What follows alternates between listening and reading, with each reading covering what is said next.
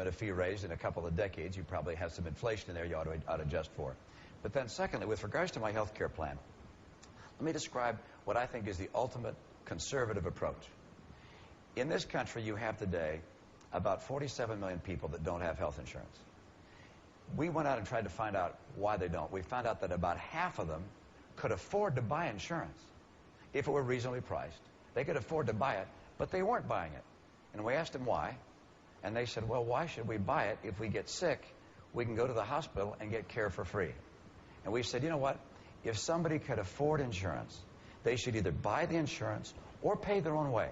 They don't have to buy insurance if they don't want to, but pay their own way.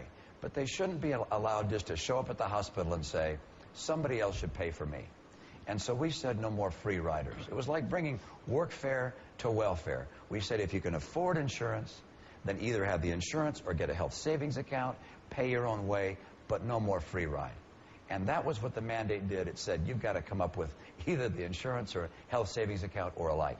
I think it's the conservative approach to make sure that people who can afford care are getting it at their expense, not at the expense of the taxpayers and government. That I consider to be a step towards socialism.